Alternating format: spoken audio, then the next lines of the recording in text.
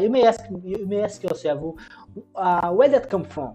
I mean, I'm not saying here that I'm giving you an explanation, even though machine learning has this idea that it should be inspired by the brain. There is no way to know for sure. You don't have a way for sure to explain how does model work. But one way to see it is somehow very simple. Imagine the situation that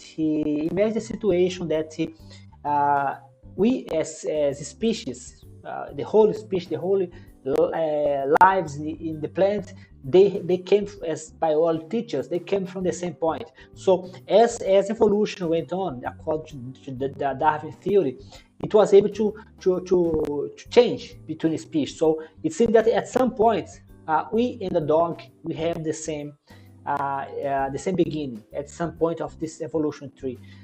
We as in primate, gorilla, and so on, we are closer. Then you are closer from a dog, for a cat, but still share some kind of DNA, some kind of appearance. For example, the surgery for the heart that we do in human was developed in dog. So the test, the surgery, most of the initial simulation, initial studies for make heart surgery, they did on dog. Most of the medication, so on, they're tested in rats. So they test in monkeys, gorilla, and so on. They make trial to human. So that's because you have a lot in common. That's similar in your brain. In our brain, have a similar mechanism. For example, the amygdala is a very small part of your brain. It's very primitive in your brain. So since it's a very primitive, the same fear that the cat has, if you go to a cat and you never saw the cat before, the cat will be scared. Then you go and run away, even though you want to help it. You want to help the dog, you want to help the cat still going to run away because it has a kind of instinct to survive. We also have the instinct to survive. It's called the amygdala. It's called the fight or flight response. It's more or less the same kind of mechanism.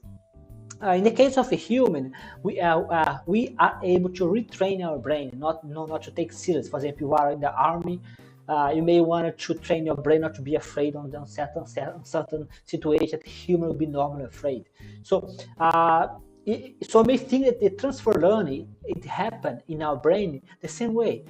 Somehow the biology, because part of our brain is wired. Wired means that it's not. I'm not sure about the number, but most of our brain is not teachable. It's like they call the brain is one in layer. The name deep learning has more to do with that because our brain is done in layers. The lower layers of your brain, if you take the image of your brain, you have the outer part, which is called cortex, which is a very flexible and learning part. But then you have the inner layers. These inner layers, they are rigid. They are rigid, such as you have the part that responds for the walking, part responsible for breathing, part responsible for heartbeat, and so on. All of this is somehow wired. However, we still have in our part, the cortex, that's able to learn. The same part can teach the inner part if you make the proper training, such as you're supposed to control your fear, because you need to be in a certain situation, such as in the army. Or you need to make sure that you not panic because you are maybe helping people, so you're supposed not to panic. So you can teach your brain not to be afraid. That's a way to see transfer learning. So you have the part of your brain that is most of the part of it that is wired, is frozen. Then you have the outer part that is able to learn. So that I'm not claiming that the explanation for deep learning, but that's how you can see it. For example, we can share between humans similar fears, for example, fear of fire. You can have a response to beat. Every human responds almost equally to music beat. So that's a kind of way to see transfer. So it can be seen as a kind of revolution. But please keep in mind that's not. I'm not saying that deep learning, as it is what I teach here, is explanation for the brain.